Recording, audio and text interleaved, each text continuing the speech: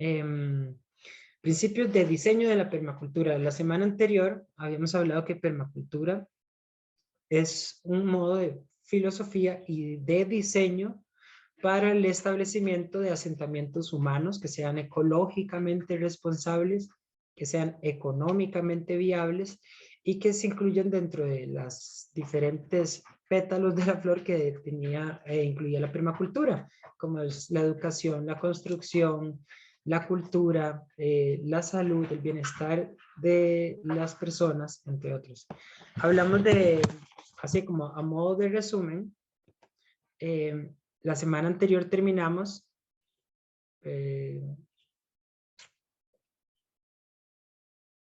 con lo que fueron los principios éticos. Los principios éticos. Esto es a modo de resumen, nada más para como recordar un poquito de que hasta dónde terminamos la semana anterior.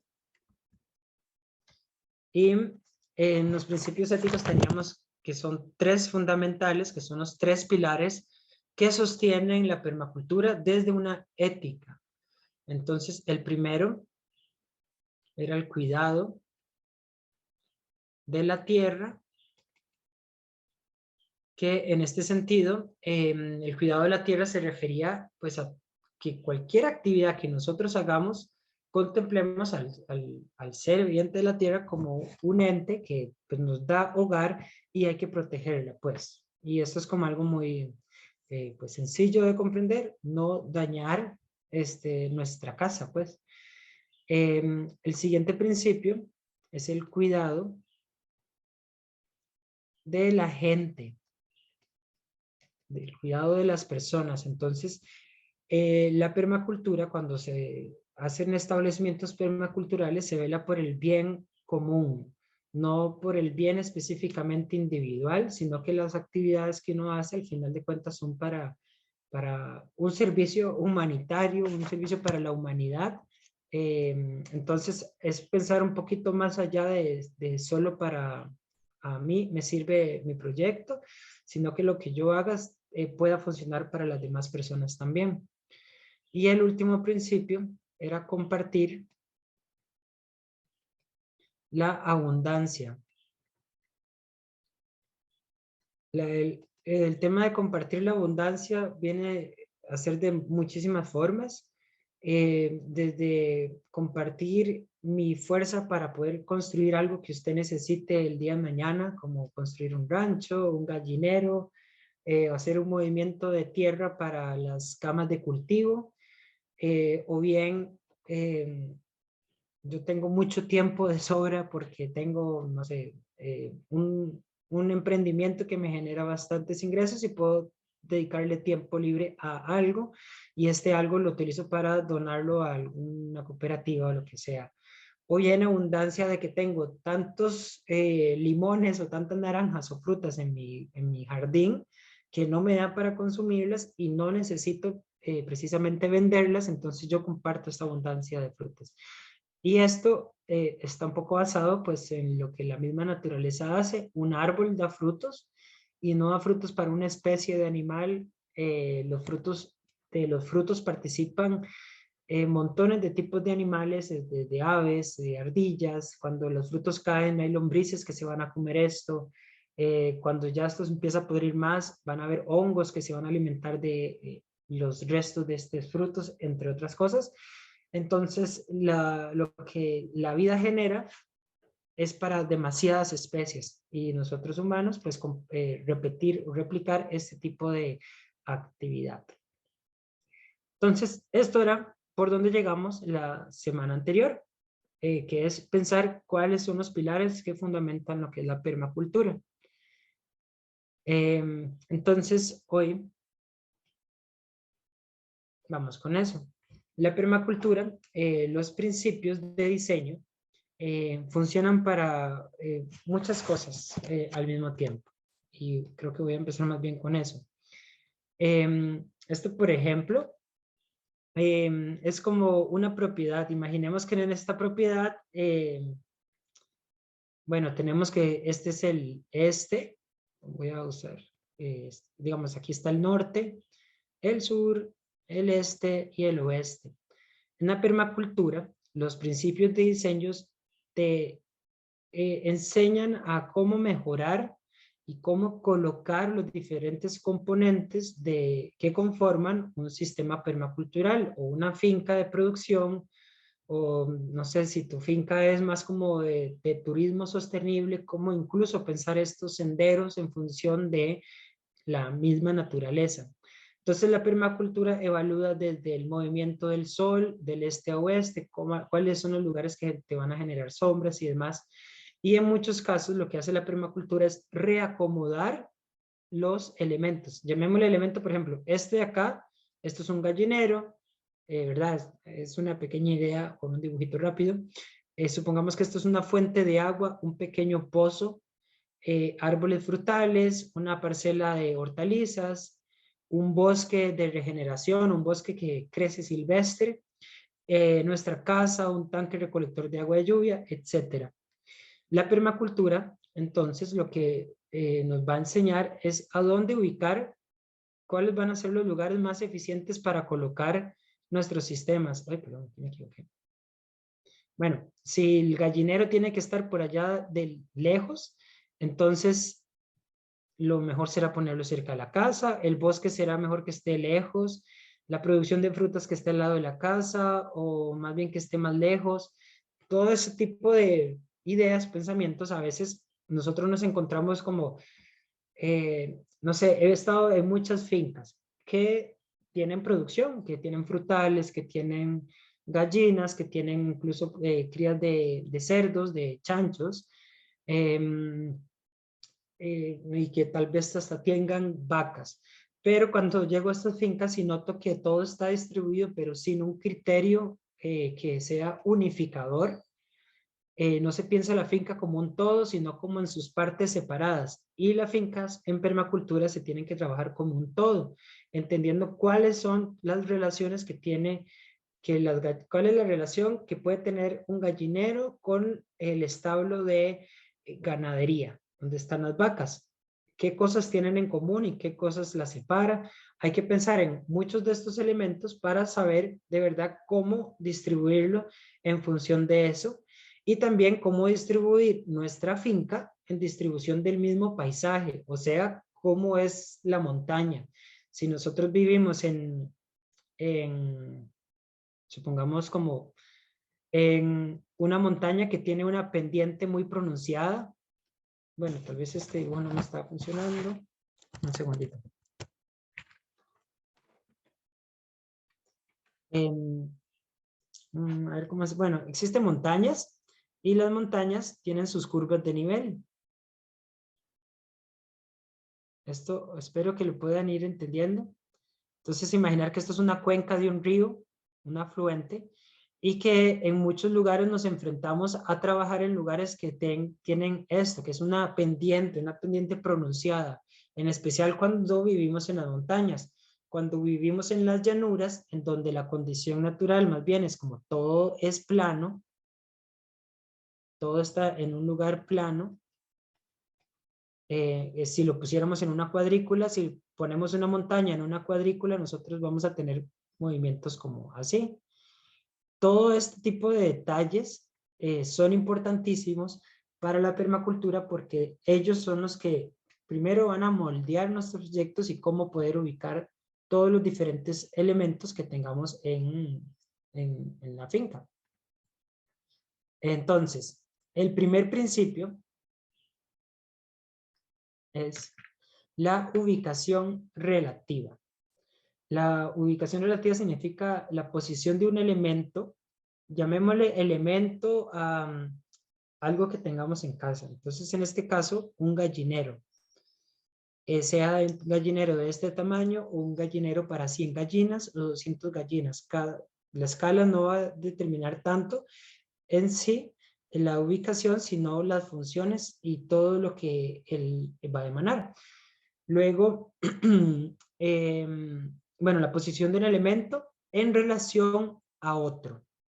Entonces, ¿cuál es la relación que tienen las gallinas con una casa? Entonces, vamos a evaluar lo que es una gallina desde todos sus características. Entonces, bueno, esto es una gallina y vamos a analizarla desde todas sus capacidades o necesidades. Entonces, para empezar, empecemos con lo que serían las necesidades. Bueno, disculpen la letra, yo estoy dibujando en un aparato aquí y a veces la escritura no no me sale tan fácil, es un poco difícil, pero hago mi esfuerzo y por eso también voy diciendo.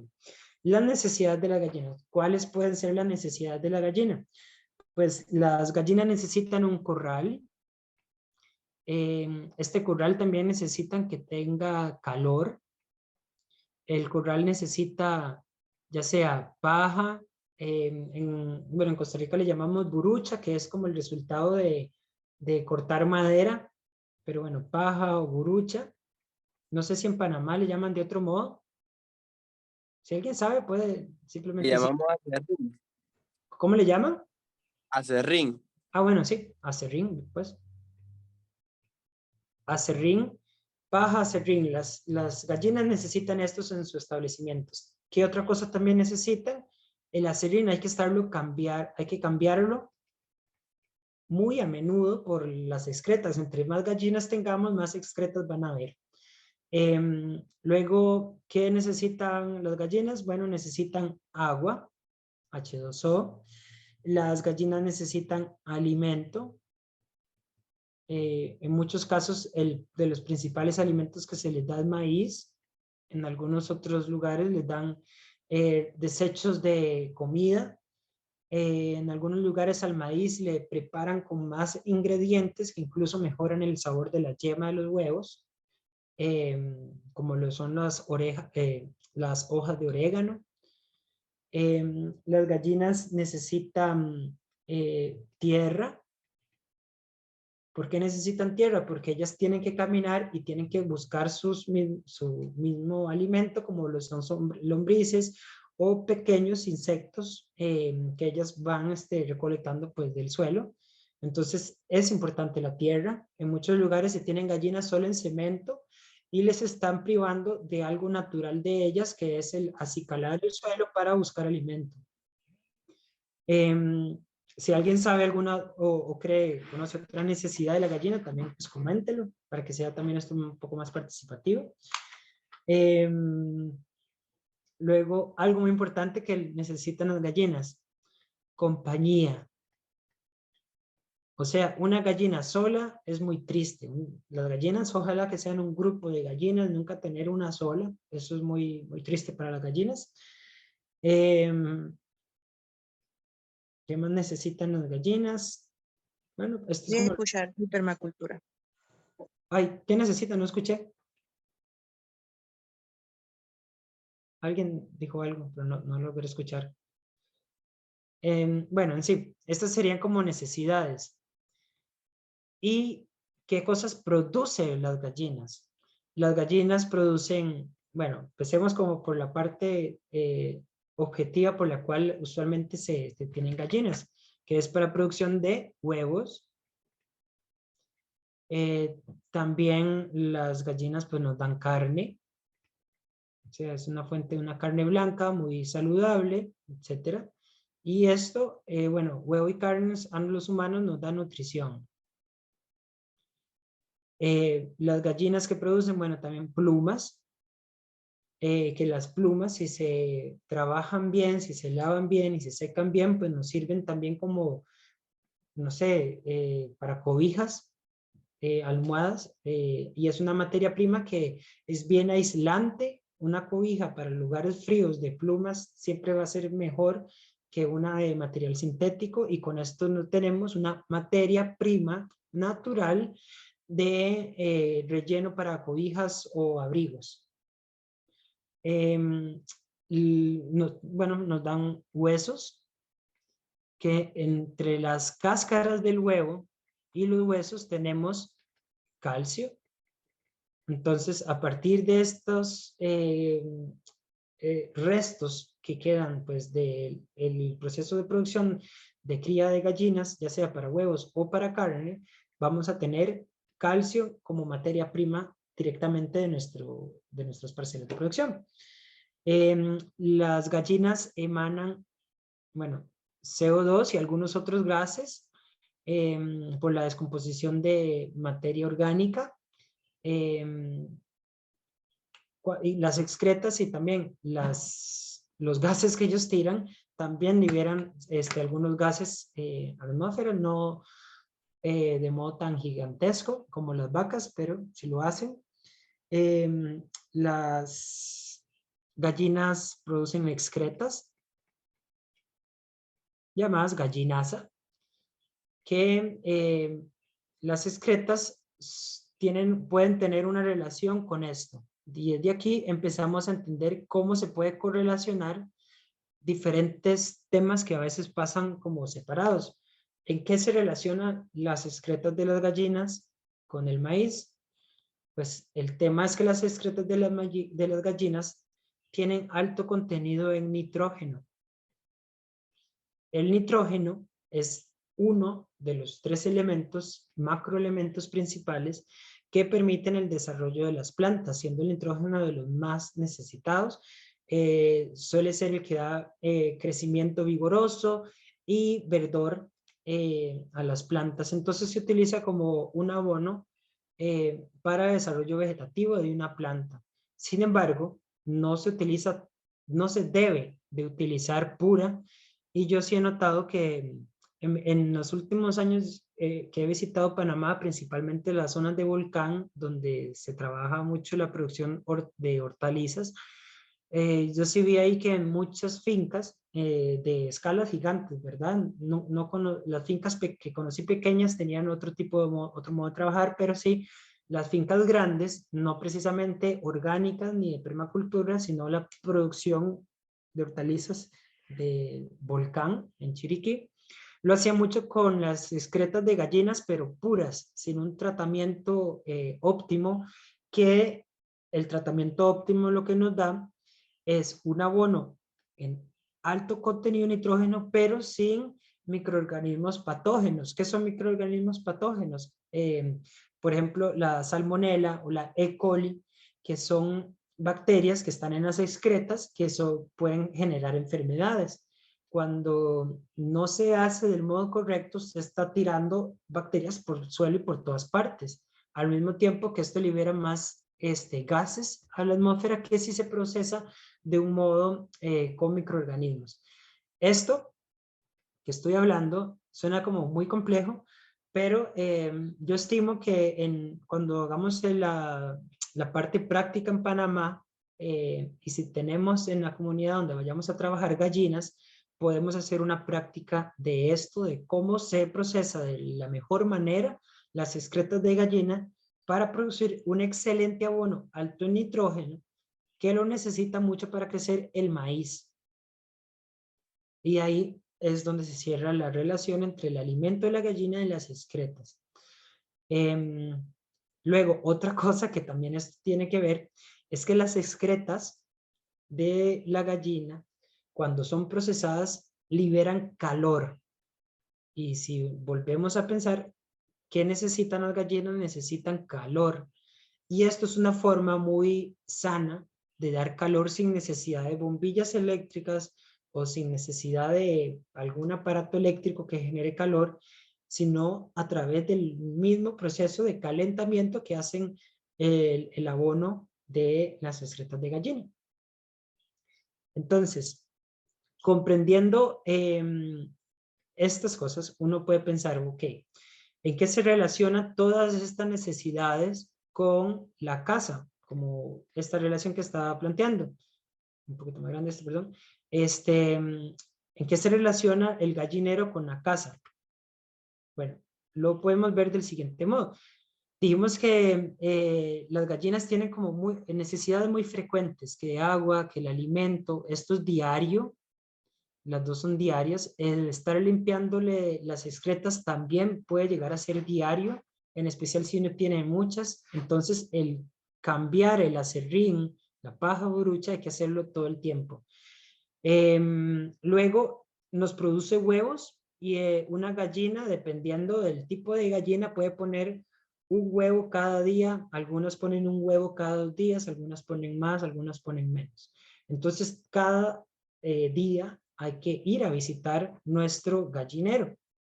Entonces, una buena idea, o más bien, vamos a pensar por la idea que se suele hacer. Las gallinas las ponemos lejos por los olores. Entonces, nuestra casa está en un extremo y el gallinero está en el extremo más lejano de la casa. ¿Eso qué nos va a hacer? Por ejemplo, si tenemos un sendero, no sé, al final lo pusimos a 100 metros de distancia y todos los días hay que hacer este recorrido para acá, recorrido para acá, recorrido para arriba, recorrido para abajo. Esta distancia, al final de cuentas, nos está haciendo un trabajo extra, número uno. Número dos, la razón por la cual a veces se pone lejos de la casa es por los olores.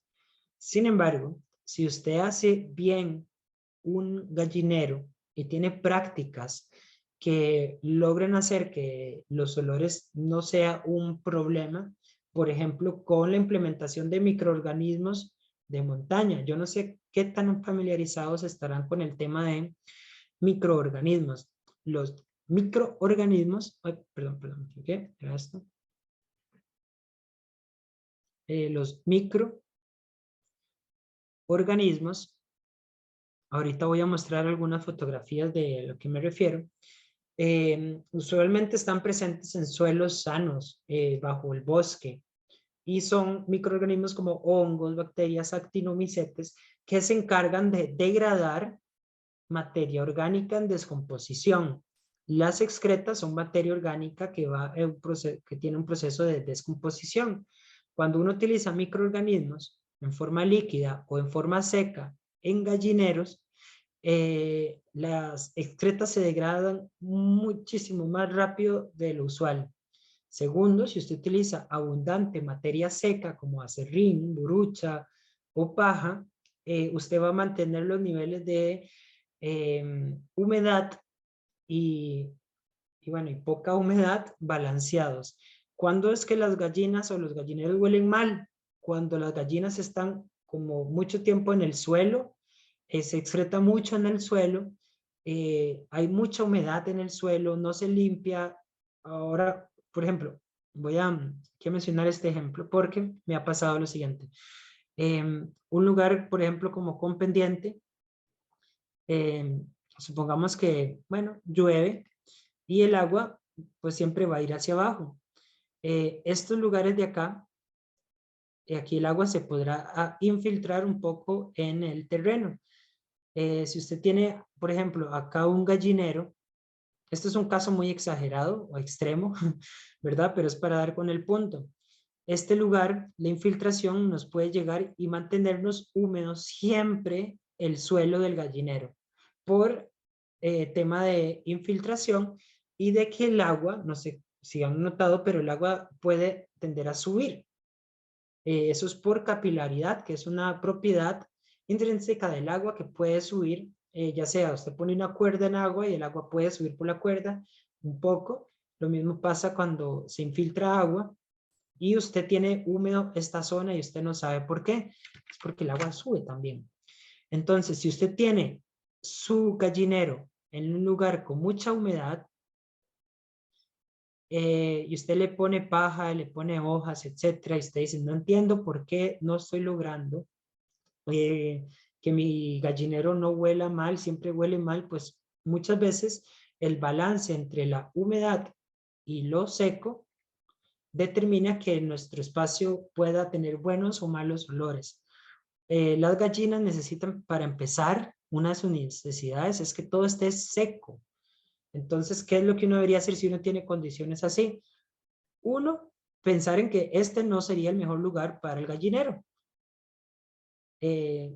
Entonces lo ubicamos tal vez en otra parte, supongamos que por acá arriba, pero nosotros le vamos a hacer a esto unas zanjas de infiltración para que el agua vaya por otro rumbo y no se nos esté infiltrando agua al interior de nuestro gallinero.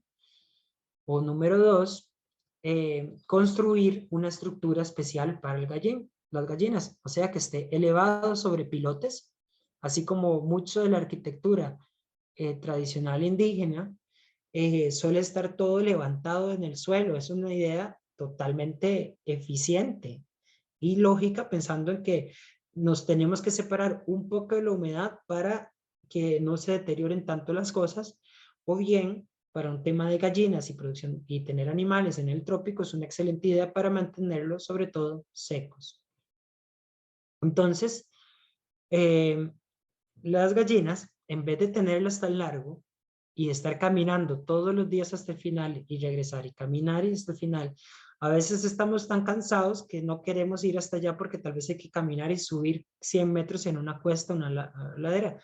Los gallineros se recomienda que estén cerca de la casa.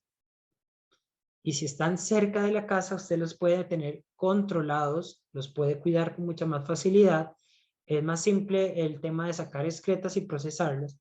Y luego, por ejemplo, el tema de las excretas. Aquí viene como, bueno, eso lo voy a decir en el siguiente punto de diseño.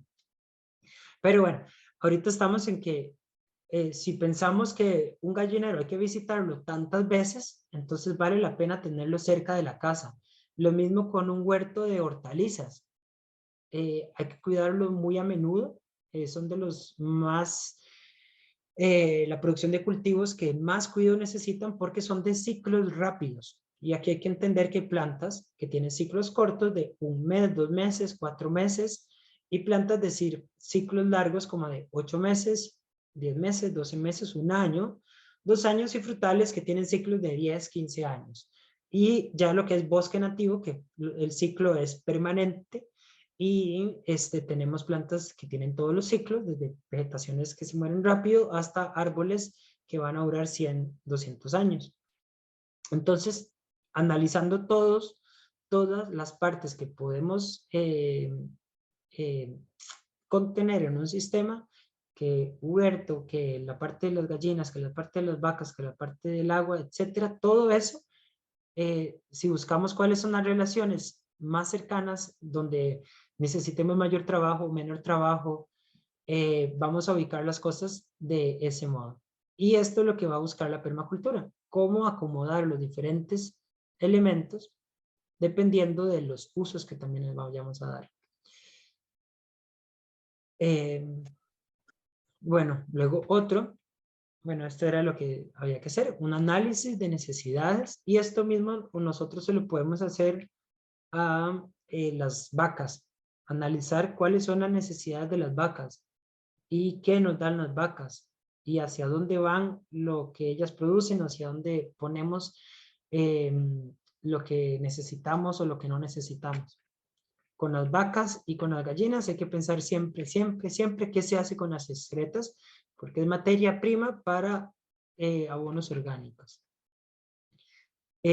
Otro de los factores, por ejemplo, en la casa, todas las fincas permaculturales que trabajan agricultura orgánica o permacultura, siempre, siempre, sí, pero sí, van a tener manejo de desechos orgánicos.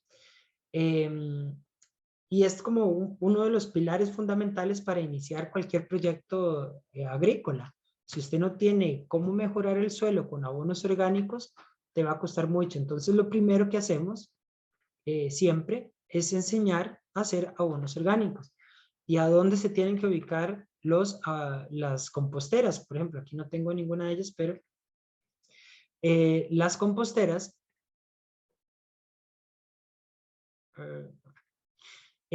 tienen que estar cerca de casa, ya sea al lado, al frente o atrás, pero tienen que estar cerca de casa porque todos los días de la casa vamos a sacar los desechos de lo que sobró del almuerzo o de la cena.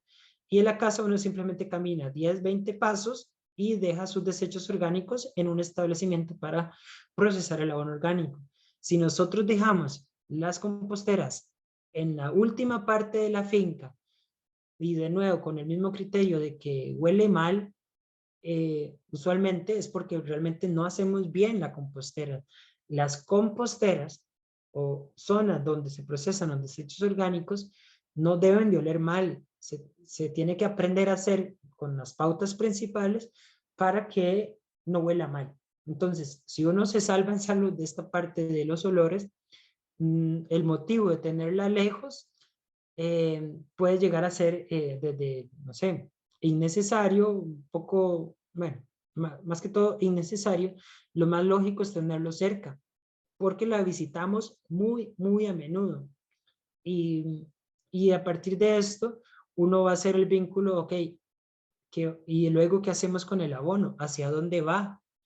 Pues el abono solamente va para la producción de las hortalizas, pero las hortalizas las tenemos del otro lado.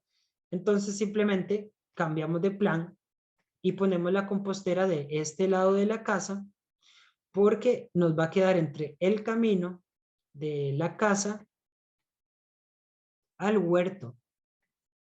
Si la tuviéramos la compostera a otro lado y tenemos que transportar abono, que a veces llevamos una carretilla, o un saco, que esto es pesado, y no es lo mismo caminar 5 metros a caminar 100 metros o más distancia. Entonces, este tipo de relaciones nos ayudan a pensar cuál es el lugar más eficiente para tener las composteras. En mi casa, yo lo tengo del siguiente modo. Supongamos que estamos viendo desde arriba, como un dron. Este es el techo de mi casa, y esta es mi casa. Bueno, ahí está. En mi casa hay como mucha pendiente, las curvas de nivel son así más o menos. Y aquí yo tengo mi huerto al lado del hogar. Entonces, las composteras, yo decidí colocarlas aquí. ¿Y por qué ahí? Porque yo salgo de mi casa, puedo salir por esta puerta o por esta puerta a dejar los desechos orgánicos acá.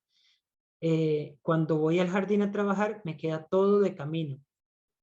Entonces, todo está como ubicado, pensado en función de ahorro de energía. ¿Qué tipo de energía? Bueno, puede ser de tiempo. No es lo mismo que yo dure 30 segundos haciendo una tarea simple a durar 3 minutos, porque las composteras las puse al final de la casa y todos los días me voy a demorar 3 minutos más, 3 minutos más, 3 minutos más, lo cual tampoco es un problema, pero para una tarea simple donde no es necesario gastar tanto tiempo, vale la pena mejor entonces tener la compostera aquí, al lado del hogar.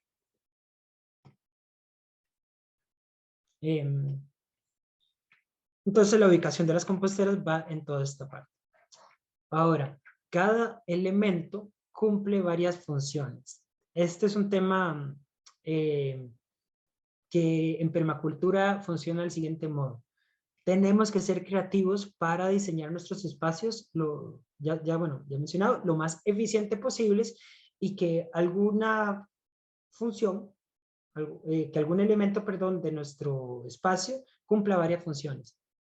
Entonces, reto creativo, ¿cómo podemos hacer cómo hacemos una pared más productiva? La función número 1 de este elemento, pared, es ya sea soportar un techo, porque también tiene columnas, o bien dividir un espacio de otro, es la pared del hogar. Ahora pensemos en un gallinero. Supongamos que este es el gallinero, este es el techo del gallinero, y las gallinas pues están, pues supongamos que ahí adentro es donde ponen los huevos, etcétera, y esto es ahí está con mallas, en fin. Este es el espacio donde duermen las gallinas, por este lado. Vamos a correr todo esto para acá. Entonces, si nosotros sabemos que ahí es donde duermen las gallinas, y también sabemos que las excretas de gallina pueden generar calor, entonces no sería mala idea que en esa pared de ahí nosotros tengamos un compartimiento. Bueno, esto es como si uno entrara por ese lado, para poner las excretas de la gallina con microorganismos y con fuentes de azúcar como lo es la melaza. Eso para hacer que suba de temperatura y nos genere calor hacia el gallinero. De este modo, tenemos una pared de las gallinas que la función principal era solamente separar afuera de adentro del gallinero, y ahora también es la pared de una compostera para la producción de bokashi. Este es el nombre, que si ustedes no lo conocen, para que lo apunten, y busquen si se consigue o si se consigue cerca a sus comunidades o libros donde puedan encontrar cómo se hace. Yo espero que en el viaje que haga a Panamá logremos hacer esto si tenemos gallinas en el lugar donde trabajemos. El bokashi, como mencioné, se hace con excretas de gallina y esto genera calor. Las gallinas necesitan calor, entonces ubicamos algo al lado de otro lugar que necesita esto. Esto es como una forma de comprender este principio. Otra forma de comprender este principio es de nuevo con lo de las paredes. Entonces, bueno, esta es un lugar donde es una escuela, pues. Y esta escuela tenía pues una pared, que es pared simplemente, y quisieron hacer como pues un proyecto con jardines o huerta vertical, pero cuando lo hicieron se dieron cuenta que había quedado no muy bonito y no fue eficiente, todo se moría, no tenía sistema de riego y demás. Entonces, bueno, esto es un diseño, cómo se podría ver este lugar si le hacemos un jardín vertical, y esto es un resultado de cómo se ve un lugar cuando metemos pensamiento, diseño, incluso cómo mejorar un lugar que se veía oscuro porque estaba pintado gris, cómo cambiamos la atmósfera de un espacio solamente con color blanco para que se refleje un poco más de luz, dar una gran cantidad de beneficios. Ahora, mucho de esto de que un elemento cumpla varias funciones, esta pared nos cumple la pared de dividir, pero también es el soporte para estas plantas. Las plantas tienen más funciones. En botánica, y en biología también, cuando se estudia de las plantas, aprendemos pues una gran serie de cosas. Las plantas son pues organismos demasiado útiles para la vida en el planeta Tierra. Entonces supongamos, bueno, esto es una hoja normal, y esta hoja tiene muchas características. Bueno, tiene sus raíces. ¿Y las hojas qué es lo que hacen? Bueno, primero son los primeros organismos que se encargan de producir energía para la tierra. O sea, desde las hojas, a través del proceso de fotosíntesis, las hojas, las plantas, los vegetales, algunas algas, producen fotosíntesis, que eso el objetivo, bueno, uno de los resultados finales es que las plantas de ahí generan su propio alimento, que son después se le llaman los seres autótrofos. Los seres autótrofos producen su alimento. Entonces, las plantas, número uno, producen su alimento. Este alimento es que sintetizan la energía solar en alimento. Luego, otra cosa que hacen ellas, absorben, cuando hay lluvia, absorben agua. ¿Qué otra cosa absorben las plantas? Pues, supongamos esto es un automóvil, y los automóviles, cuando queman el combustible, liberan CO2. La quema de hidrocarburos nos genera CO2. También, como por ejemplo, cuando hay un árbol de mango y hay muchos mangos que se están pudriendo, este proceso de descomposición de algunos frutos también libera CO2. El CO2 no solamente está presente en los autos y la quema de gasolina. Hay muchas otras cosas que liberan CO2 en la naturaleza, y esto ha sucedido desde millones de años atrás. Entonces la planta absorbe agua, que en química se le llama H2O, y también absorben CO2, que cuando pasa por el proceso de fotosíntesis, las plantas tienen la capacidad de liberar oxígeno, que es el oxígeno que respiramos, pues, y también generan moléculas de azúcares. Las moléculas de azúcares son las que se van a sintetizar en la planta, ya sea para un fruto, o el carbono forma parte de las estructuras celulares de la planta, etc. Entonces las plantas, ya con solo esto, son una fábrica multifuncional de muchas cosas, y esto es parte de lo que hace la permacultura. Observa un elemento o organismo, Y en esta observación notamos que, ok, una hoja tiene ya muchísimas funciones. Ahora, ¿qué pasa cuando la planta muere? Cuando ya las hojas pierden el agua, se empiezan a secar, todo se deshidrata, las hojas caen al suelo y esto es alimento para gusanos, para pequeños microorganismos, para hongos que están y habitan en el suelo como ramificaciones y degradan todo eso y lo transforman en materia orgánica de nuevo disponible para nutrir otra futura planta. Entonces las plantas tienen demasiadas cosas. Un elemento que cumple muchísimas funciones. Y esto es como la inspiración para poder comprender que, ay, perdón, cómo podemos darle más funciones a algo. Y esto que yo mencioné es solo un ejemplo. También el de la pared, hacer un jardín en esta pared funciona mucho para espacios donde, no sé, si vivís en Ciudad Panamá, que no hay tanto espacio y vivís en una torre de departamentos, porque yo he notado que pues en Panamá hay pues mucha torre de edificios y que usted vive en este piso número 20 y usted aquí tiene un balcón pequeñito, pues usted puede utilizar esa pared del balcón para un jardín vertical, pensando que no solo es una pared, sino que le das otra función. Y en especial cuando hay espacios limitados. Bueno, esto sería como este punto, que es cómo ser creativos y darle más funciones a más elementos.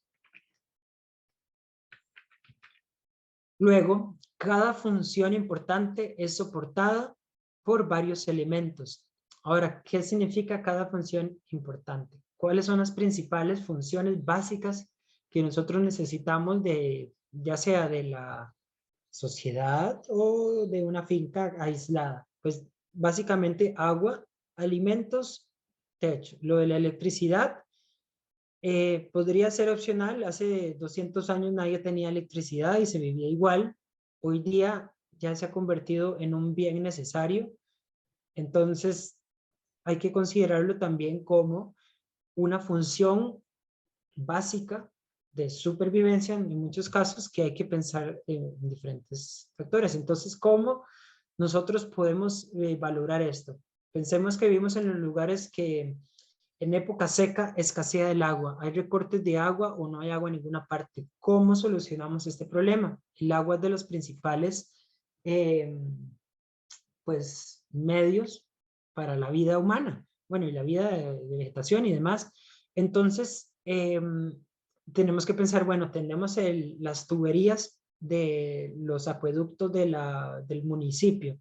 En Costa Rica hay varias formas en que se viene esto. Están los acueductos municipales y están los que son de pequeñas comunidades que se le llaman asadas. Esto sería una forma de cómo solventar el agua para nuestra finca. Número 2, pues con recolectores de agua de lluvia. ¿Por qué no? El agua de lluvia se puede utilizar para riego, se puede utilizar para lavar ropa, se puede utilizar para pues limpiar no sé, el suelo, ¿no? El jardín, las terrazas. Tiene muchas funciones y no solamente utilizamos el agua que nos llega por la tubería normal. Entonces, otra función, ¿cómo podríamos abarcar una problemática de estas? Si vivimos en lugares que tienen problemas de escasez de agua, pues con pozos subterráneos y con la extracción de agua subterránea, que en algunos casos tal vez no podrá ser potable, pero esa agua la utilizaríamos para el servicio sanitario, para el agua de lavar ropa, el agua de lavar los platos y los utensilios de cocina. Y del mismo modo pensar con el tema de electricidad. Uno, pues, estábamos conectados al tendido eléctrico comunitario o del Estado. Dos, bueno, pues podemos tener paneles solares que alimenten una batería y esta batería nos puede dar la electricidad necesaria, al menos para funciones básicas como la lavandería, para tener iluminación en la noche. En fin, con el tema de los alimentos, ¿cómo podemos pensar este tema? Pues con diversidad. En el tema de los alimentos, hay que pensar que es mejor tener una dieta diversa en donde contemplemos los cultivos y las cosechas de temporada, en vez de tener siempre la misma alimentación, porque en los supermercados nos da la solución más rápida y fácil y siempre va a ser la misma. En agricultura orgánica y permacultura siempre va a primar estas dos cosas, que la solución de cómo nos proveemos de alimentos va a ser a través de una dieta diversa, a través de agricultura diversificada.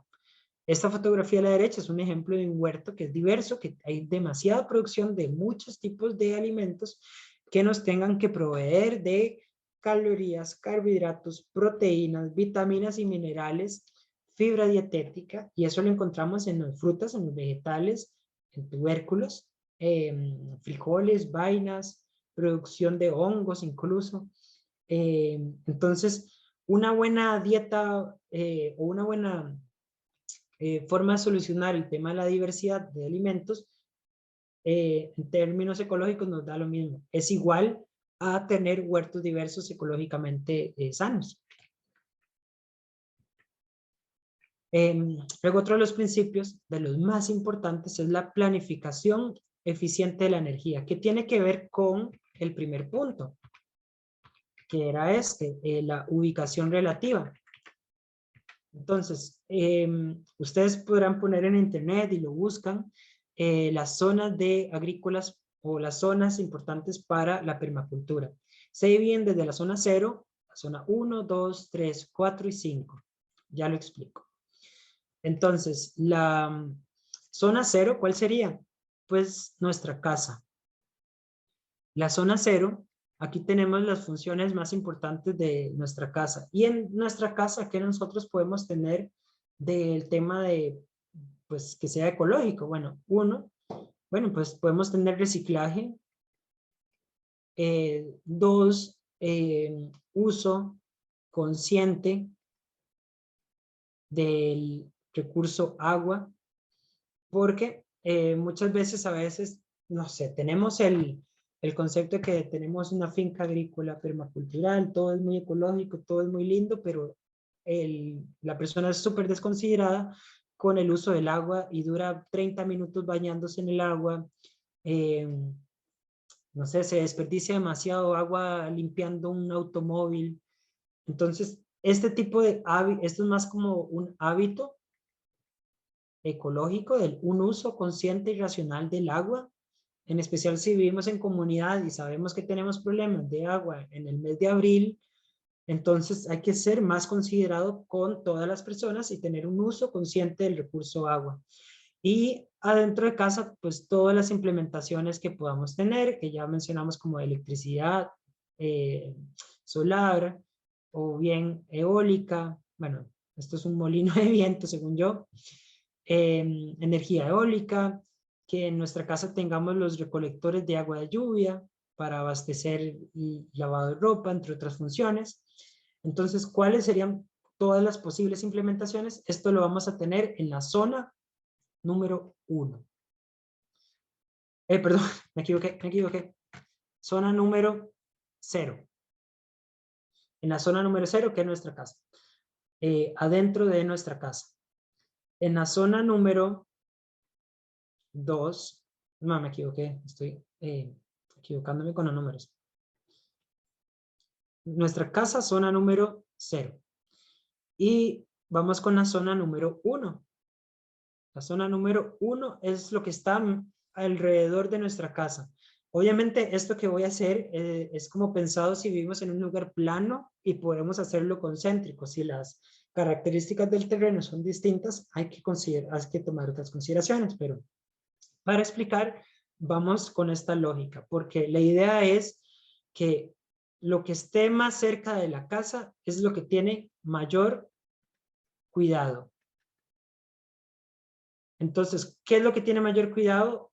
Bueno, eso es una, o mayor uso. Entonces, ¿qué es lo que tiene mayor cuidado? Pues ya dijimos que las gallinas. Entonces, supongamos esto es la gallina. Las gallinas siempre hay que visitarlas.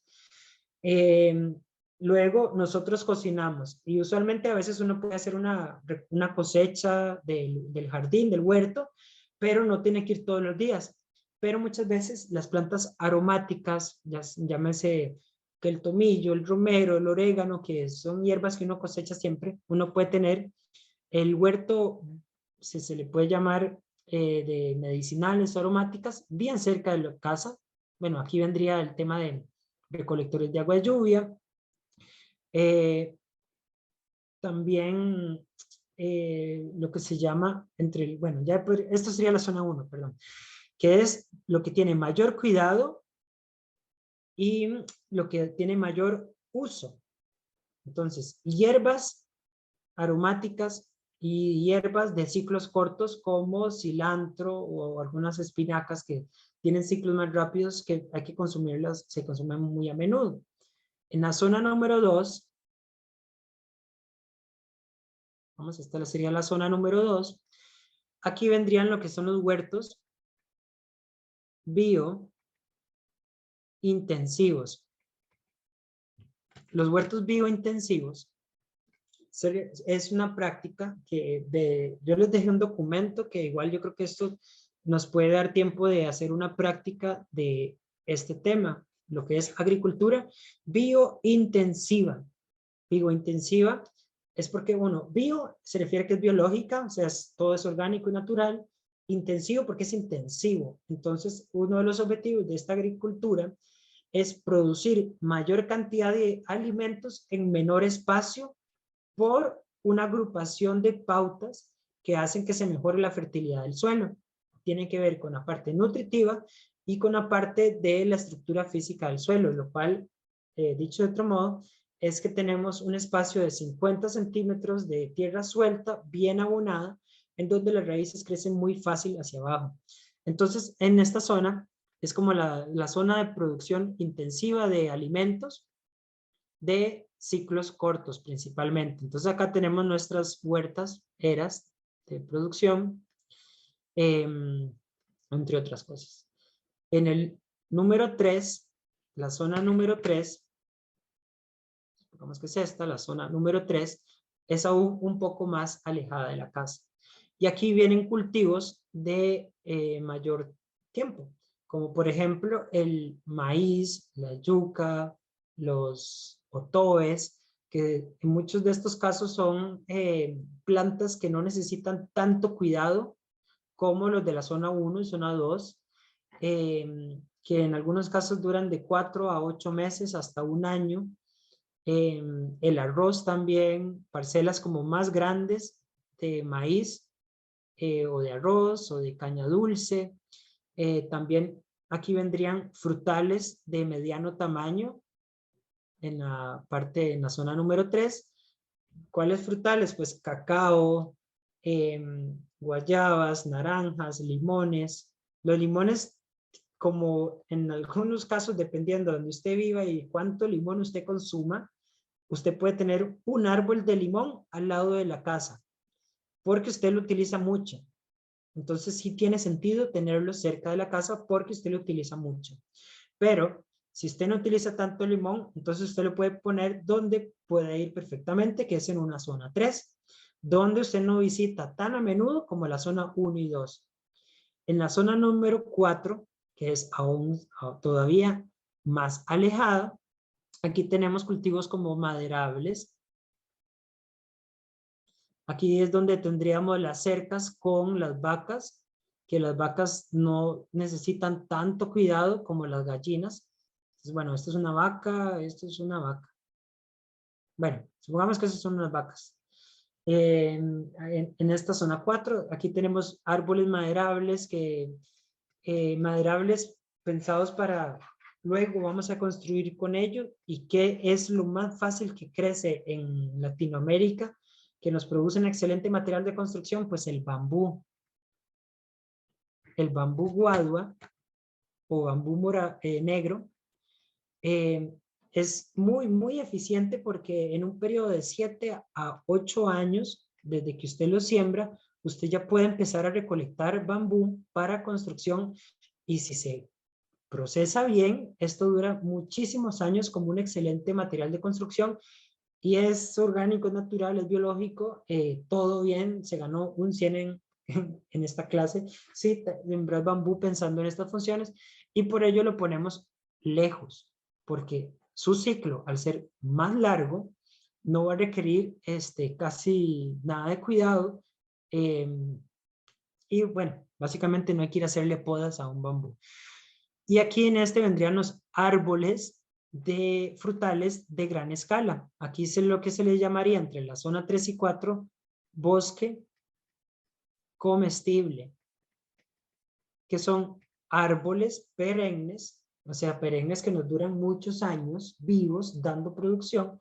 Y en esta zona, en la zona 4 vamos a colocar los árboles más grandes y como cuáles, como los árboles de caimito, los árboles de jackfruit o fruta de pan, no sé si los conocen, pero últimamente se están haciendo muy populares porque son árboles que producen mucha cantidad de alimento en un árbol. Entonces, bueno, esto vería acá. Y la zona número 5, supongamos que es toda esta, zona número 5, en esta zona vamos a dejar la naturaleza libre. Aquí nosotros no tenemos incidencia, o sea, que crezca lo que tenga que crecer. Entonces muchas veces a muchas personas no les gusta este punto porque están pensando que están desaprovechando un área de la finca. Sin embargo, tener naturaleza libre, incluso la zona 5 podría ser del mismo tamaño que la zona 1, 2, 3, 4 o hasta más. Porque esto nos mantiene biodiversidad local, pues con un hábitat local. Permitimos que hayan insectos, que esto es un tema demasiado importante, que cuando nosotros dejamos, por ejemplo, espacios de vegetación nativa y nosotros tenemos una producción de hortalizas, muchos insectos de esta selva o pequeño parche de bosque, estos insectos son depredadores de algunos insectos plagas de hortalizas. Me explico. En Costa Rica le llamamos a un insecto que es, le decimos mariquita, que, bueno, es como así, ¿no? El bichito. A veces es de color rojo con los puntos blancos y él abre esto y después sale volando. A esto le llamamos mariquitas. No sé si cómo le llamarán en Panamá. Si le llaman igual o tienen otro nombre. Pero bueno, las mariquitas, que son estas amiguitas así. Ay, bueno, no sé qué pasó. Lo quería pintar rojo y me salió gris. No sé qué pasó. Bueno, omito eso. Las mariquitas se comen a muchos insectos plaga. Y usualmente este tipo de insectos nativos tienden a tener más bien en un huerto usted puede tener plagas o puede no tener plagas. Usted puede tener métodos que se llaman preventivos, que en sí un lugar con esta distribución ya por sí solo cumple la función de prevenir plagas. Pero si usted, por ejemplo, quita la zona 5 y solo tiene producción y tal cual, usted está quitando vida silvestre que controla a otros seres. Por ejemplo, de nuevo, la mariquita, ella vuela por todas partes y si se encuentra insectos como trips o áfidos y algunos otros más, ellos se los van a comer. Entonces, a ellos se les llaman controladores biológicos, organismos que degradan o depredan otros organismos vivos, que cuando hay pérdida de hábitats naturales, usted está quitando también biodiversidad local que mantiene a margen una plaga, porque hay que recordar que una plaga es producto de la pérdida de los depredadores naturales de un insecto y por eso entonces un insecto puede multiplicarse mucho más fácil. Si no tiene un depredador que llegue, va a desarrollarse más fácil y eso puede generarnos una plaga. Cuando nosotros mantenemos un ecosistema más natural, nosotros vamos a tener menos problemas de plaga por la resiliencia que tiene este conjunto. Y bueno, dejar parches de naturaleza libre, salvaje y silvestre siempre va a ser bueno para mejor fijación de carbono, más producción de oxígeno para el planeta, no arrasamos con la diversidad.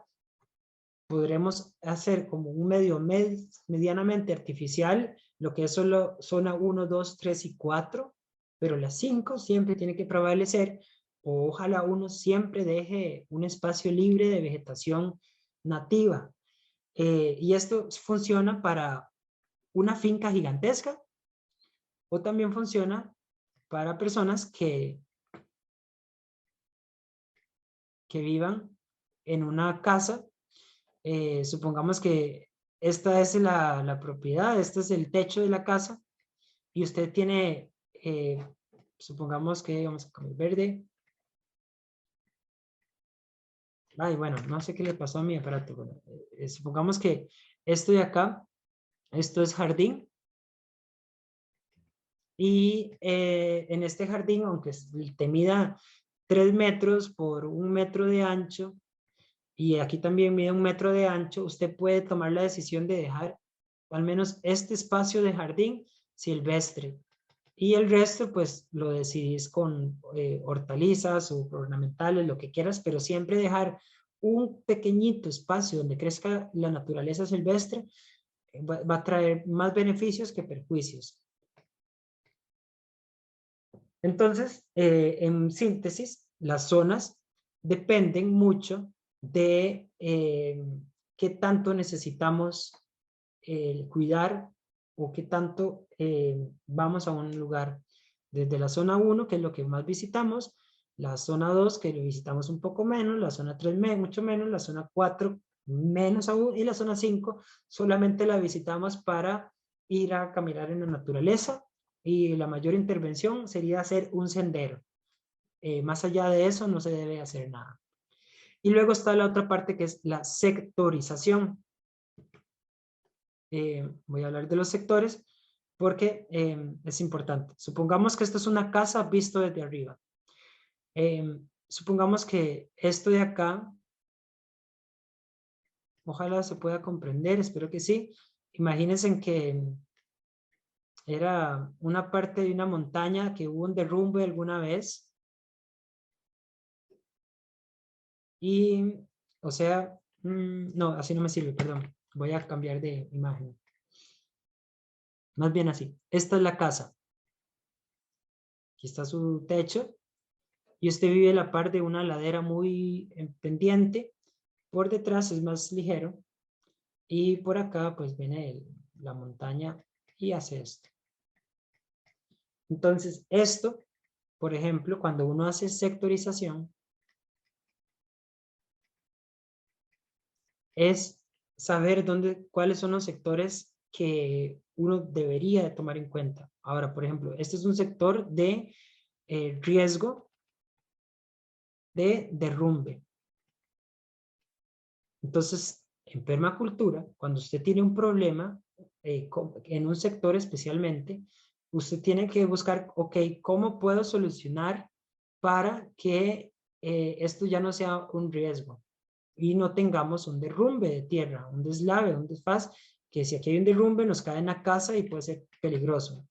Entonces, hay montones de opciones. Hacer terrazas, y en cada terraza colocar plantas que amarren el suelo con muchas raíces muy fuertes, tener lo que se llaman, bueno, zanjas de infiltración, que el agua que venga por acá la podamos desviar a algún otro lado y no se nos acumule acá, porque la acumulación de agua, ya sea por una grieta que usted tenga aquí, esto es lo que puede producir un derrumbe. Entonces, de nuevo, si nosotros viéramos una casa desde arriba y esta es la ladera de la montaña que es peligrosa, nosotros a este lugar le llamamos sector de riesgo de derrumbe. Ahora supongamos que en este lugar hay mucho pastizal de la propiedad del vecino, mucho césped, pasto, y esta zona es muy normal que las personas quemen un lugar para cortar todas las hojas y erradicar plagas o lo que sea. Entonces, esto le podríamos llamar un sector de incendio. Entonces, ¿qué puede hacer uno si uno sabe que en la comunidad les gusta hacer quemas? Pues uno tiene que pensar en dejar espacios sin vegetación, con solo tierra, o pasar por ahí pues, el riachuelo, una corriente de agua para evitar que si hay un posible quema forestal no nos llegue a nuestra propiedad. Luego pensar que las zonas, perdón, no zonas, el sector de inundación. ¿Qué significa eso? Si esta es nuestra casa y el agua siempre viene en esta dirección, ok, ¿qué hacemos? Tenemos que desviar estas aguas para evitar inundación que nos quede acá. En algunos casos, ¿por qué pasan inundaciones? Porque hay deforestación. A veces la deforestación y los cultivos, por ejemplo, como las extensiones piñeras, aquí pongo un ejemplo. En Costa Rica, así como en Panamá y en Nicaragua y en Colombia, la expansión de cultivo de piña es una locura. Están cortando todos los bosques naturales nativos de acá, en muchos casos bosques primarios de vegetación muy antigua incluso, y resulta que la zona más afectada es la zona norte de Costa Rica, en el cantón de San Carlos. En San Carlos, en la semana anterior, salieron como estas cifras de más de 5.100 hectáreas deforestadas para el cultivo de piñas, y solo la semana anterior hubieron más de 100 alertas de inundación en diferentes comunidades de San Carlos. Entonces, en una finca siempre hay que pensar en el tema de las inundaciones como uno de los factores más importantes, porque por más lindo que usted diseñe toda su finca con todos los sectores, con todos los sectores, pero resulta que de la montaña viene y siempre se inunda toda la zona 1 y 2, ¿cómo logramos solucionar este problema? Pues hay que hacer zanjas, desviación de aguas, lo que se llaman curvas de nivel, para llevar el agua desde el punto A más alto muy lentamente hasta el punto B más bajo. Entonces, los sectores nos ayudan a tomar decisiones de movimientos de tierra, si es necesario, ya sea con herramientas manuales o con maquinaria como un tractor o pues estas camiones que mueven tierra, ¿no? Entonces, sectores como de incendio, de inundación, de riesgo de derrumbe, siempre hay que prestarles cuidado y atención, porque cualquiera de ellos, una sola vez que pase un desastre y se acabó todo. Entonces, es mejor prevenir que lamentar, y en estos casos, la permacultura siempre va a tratar de ir un paso adelante de una posible catástrofe, como algo así. Si nosotros no tenemos sectores de peligro, entonces todo bien. Luego tenemos los que son sectores de sombra, que esto puede ser porque ya tenemos árboles grandes y cuesta como sembrar algo porque hay demasiada sombra. Entonces, en estas zonas de sombra podrán ir entonces cultivos que se adapten a estas condiciones. Hay algunos tubérculos que les gusta crecer en media sombra, plantas rastreras, enredaderas que pueden crecer en este tipo de condición. Y creo que esos serían como los sectores más importantes. Bueno, un sector muy importante que hay que contemplar es el sector de viento. Si usted vive en un lugar con mucho viento y el viento viene en esta dirección, supongamos de verdad, el viento viene en esta dirección, entonces uno tiene que hacer como método preventivo cortinas rompevientos. Las cortinas rompevientos consisten en poner diferentes tipos de árboles, arbustos de diferentes tamaños, más atrás hay bambú, luego algunos otros frutales, y estos lo que van a hacer es desviar el viento, y este viento no nos va a entrar o no nos va a golpear tanto, ya sea en nuestra casa principal como en las parcelas donde producimos las hortalizas que requieren un cuidado especial del viento. Entonces, cortina rompevientos, y identificamos que el sector de viento viene desde esta dirección.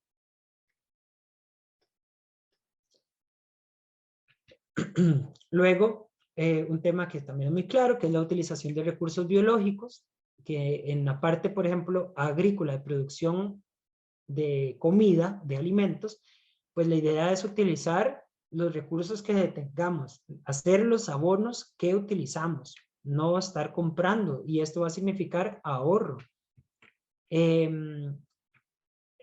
¿Cómo controlamos plagas? Pues con plantas medicinales y aromáticas. Y esto en vez de comprar agroquímicos que, si bien pueden controlar una plaga, pero pueden contaminarnos a nosotros y contaminan los suelos. Con la utilización de bioplaguicidas podemos sopesar estos problemas. Utilización de recursos biológicos, pues ya existe en el mercado, casi que ya a nivel mundial. Algunos países irán más atrás, pero Panamá tiene productos ecológicos de limpieza que son biodegradables. En el tema de construcción, pues casas de bajareque o adobe, casas tradicionales, la utilización de teja, que es tierra cocinada, arcilla, entre otras pautas, van a ser formas de cómo utilizamos los recursos biológicos para lo que es la infraestructura de nuestra vivienda. Ya, o sea, tal vez muchos ya tendrán su casa construida y este punto pues queda corto, pero en esencia esto es algo que también valora la permacultura.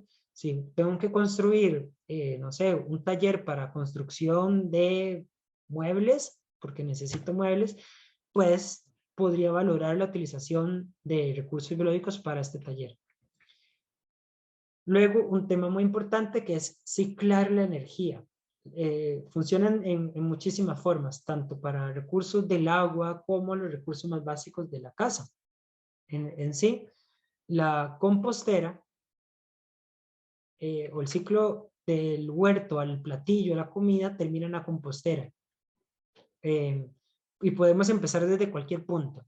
Si empezamos acá, nosotros aramos el suelo, luego nos vemos enfrentados a sembrar las hortalizas, ellas crecen, nosotros le damos mantenimiento, las fertilizamos, luego las cosechamos, comemos, y de acá sobra, nos quedaron pedacitos de hojas de lechuga o de lo que sea, nos sobró un poquito de arroz, y todo ello sumado a lo que sobra de la poda, no sé, por ejemplo, sembramos maíz, solo nos comemos el maíz, pero no nos comemos el vástago del maíz. ¿Qué hacemos con eso?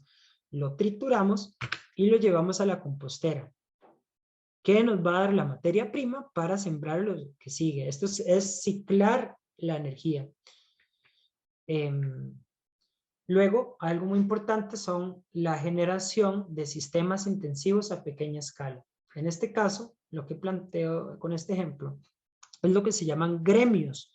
Gremios significa como la agrupación de plantas que comparten un mismo espacio y que una planta le ayuda a la otra por diferentes condiciones. Entonces, bueno, lo que está acá es como un bosque que se llama bosque comestible, y esto es una mezcla entre pisbá, bueno, esto lo aprendí la última vez que estuve en Panamá, que en Costa Rica le llamamos pejivalle, allá pisbá,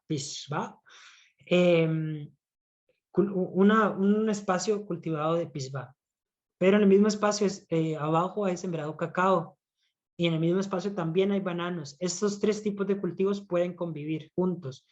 Y asimismo, tubérculos como camotes, jengibres y cúrcumas pueden estar a nivel del suelo. Esto es un sistema muy intensivo que puede estar hecho en 10 metros cuadrados, así como 100 metros cuadrados, y se hace intensivo. Otra forma de sistemas intensivos es lo que yo llamaba como el método biointensivo. El método intensivo, como mencioné, es tener mucha superficie de tierra suelta donde las raíces puedan crecer más profundo. También se aprovechan los espacios que muchas veces no se utilizan, como el espacio entre una lechuga y otra lechuga. Aquí entra una cebolla, un cebollín, un puerro. Esta práctica yo voy a profundizar mucho más bueno, en Panamá, porque esto es una práctica que funciona demasiado bien y hace que los cultivos, uno, se puedan sembrar más cerca de la cuenta. Si, por ejemplo, si antes se sembraba a 30 centímetros una lechuga de otra, se podría sembrar a 25 y hasta 20 centímetros dependiendo de la variedad. O sea, en un metro cuadrado, en vez de 25 lechugas, puedes tener 30. Y así sucesivamente con cualquier otro ejemplo de planta. Podemos reducir las distancias porque las raíces van a ir mucho más profundas. Luego ya sistemas más creativos es como tener cerdos, y gallinas y parcelas productivas en el mismo lugar, en donde los cerdos están abajo, las gallinas necesitan un cuidado un poco más caliente, pueden estar arriba. Y se divide parcelas en diferentes espacios por un tiempo de 2 meses cada parcela. Entonces, un ejemplo básico, aquí están los cerdos. Ellos se comieron todo lo que sobró de hace 2 meses de una parcela de producción. Y para cualquier orden funciona. Luego, cuando ya ellos pasaron, dejaron excretas, movieron suelo, uno va y siembra en este espacio y luego al cabo del tiempo los cultivos van creciendo y las gallinas son las primeras en meterse en estos lugares a comerse insectos, a comerse las sobras de las hortalizas que sobraron y ya lo que sobró por último se lo comen los chanchos. Otro sistema intensivo son las biojardineras, que es para purificar agua. Esto lo voy a explicar más también cuando estemos allá en Panamá. Lo que es acelerando la sucesión y evolución, que básicamente es cuando nos enfrentamos a lugares que fueron devastados, ya sea por malas prácticas o porque compraste el terreno y eso era lo que había, lo que se pudo, o los dueños anteriores deforestaron todo, no importa. El tema es que ojalá uno tenga un plan de cómo hacer para que convertir un lugar desértico o desertificado de suelo con tierra infértil a generar un lugar fértil con bosque. Y esto usualmente cuando los casos son más problemáticos, como este ejemplo planteado, de un lugar que no tenía ni un árbol, poquitos árboles, a llegar a ser un bosque. Entonces, hay que también como valorarlo. Luego, acelerar la sucesión y la evolución es tener la capacidad de tener el acervo cultural de que entre más trabajemos estas prácticas, más podemos recuperar variedades de semillas o de frutos que se van perdiendo por los supermercados, de tener cualquier cantidad de frijoles, varios tipos de tubérculos, varios tipos de maíces en sí, lo más diverso posible. Y en este sentido de acelerar la sucesión y evolución de un espacio tiene que ver con devolver fertilidad a los suelos. ¿Y cómo se las devolvemos? Con abonos orgánicos, con el establecimiento de bosques, con la inoculación de microorganismos. Y para que se den una idea, en un bosque sano, usted agarra con su mano y usted pone este puño de tierra en el microscopio y hay cientos de miles de microorganismos que no se ven a nivel del ojo, solo se ven a nivel de microscopio. Y, y esto pues es vida microbiológica y esto ayuda a devolver fertilidad a los suelos. Y esto es algo que había mencionado la vez anterior, que tiene que ver como uno de los principios de diseño tiene que ser la diversidad. Y la diversidad, sí, bueno, así como he comentado, en casi todos los puntos yo lo menciono porque es súper importante no ser monótono, no sembrar lo mismo, sembrar diversificado y pensar en lo que hablé la semana anterior, que prime una dieta saludable. Y si usted tiene una dieta saludable, su producción agrícola también va a ser saludable. porque lo que más necesitamos son vegetales y frutas y demás, y esto es lo que menos impacto tiene. Y en síntesis, lo que le hace bien, lo que nos hace bien a nosotros, le hace bien al suelo. Y el último principio de diseño es el efecto de borde. Ya son las 5:30 Costa Rica, 6:30. Realmente ya terminamos, pero me gustaría nada más compartir este último para cerrar. El efecto borde. Y voy a explicarlo del siguiente modo. Efecto borde se refiere a que nosotros podamos aumentar los márgenes entre un sistema y otro. Y voy a hacerlo con esta explicación. Supongamos que esto es la costa caribeña. Al menos voy a hablar de Costa Rica, pero aquí esto es Puerto Viejo, Talamanca, Bribri, Zixaola, y aquí ya es Panamá. Entonces, lo que hay acá también está acá. Y un poquito más para allá, Bocas del Toro. Entonces, en Puerto Viejo, Limón, que es costa, ¿verdad? Entonces, esto es tierra y esto es mar. En el mar, esta línea costera del Caribe es muy quebrada, que si yo hiciera una línea recta, esto, supongamos un ejemplo, me va a medir 5 kilómetros. Pero si yo mido esta línea que da vueltas para todas direcciones, en vez de 5 kilómetros puedo tener 9 kilómetros o hasta más. Hay más superficie de contacto entre el mar y la tierra. ¿Y qué habita en diferentes contextos? En la tierra pues hay muchos frutos tropicales, hay cocos, palmeras, cocos, hay tubérculos, hay plantas aromáticas, plantas medicinales, arroz, etcétera. Y en el mar tenemos peces, tenemos cangrejos, tenemos camarones, tenemos moluscos, tenemos una vida biológica inmensa en las costas.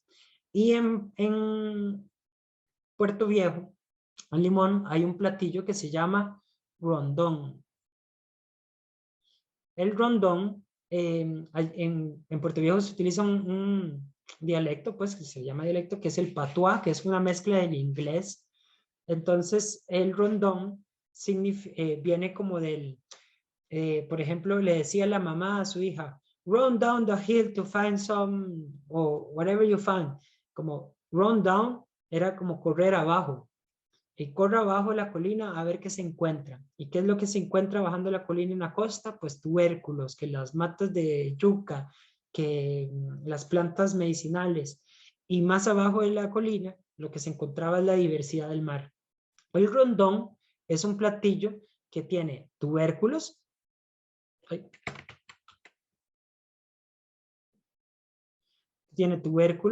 tiene leche de coco, se cocina en leche de coco, y tiene mariscos.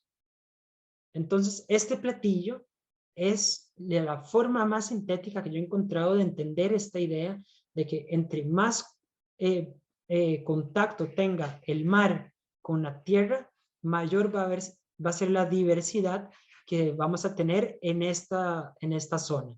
O sea, en estos 8 kilómetros de costa hay una cantidad exageradísima de biodiversidad entre la costa y el mar.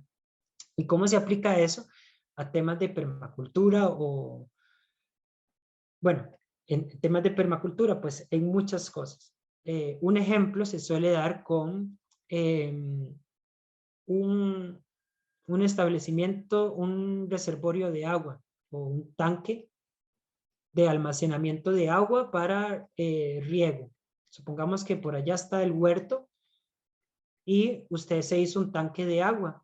Entonces el borde entre aquí tierra firme, aquí usted está de pie. Este es usted con un sombrero por el sol calientísimo. Y entonces tierra firme y ya esto es agua. En permacultura vamos a buscar hacer este borde un poco más largo. Entonces, por ejemplo, este borde se hace incluso desde por acá. Y así nosotros hacemos una profundidad de 10 centímetros de profundo hasta una profundidad de 1 metro.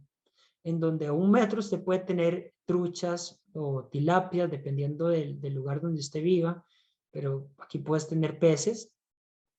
Y a esta profundidad, aquí van a vivir, bueno, algunas plantas acuáticas que además van a purificar el agua,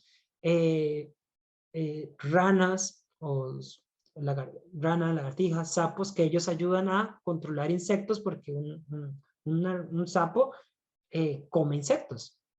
Entonces, hacia este lado también haríamos lo mismo, más plantas acuáticas, y con esto aumentamos el borde de diferencia entre la parte de tierra, en donde en algún momento solo podíamos tener para peces el agua de riego.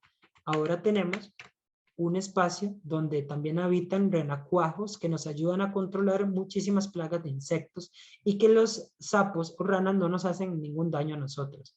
Y además tenemos plantas acuáticas que podríamos comer, como los berros o los espárragos también. Y otro ejemplo, para concluir, que es como este caso, supongamos usted vive en la ciudad,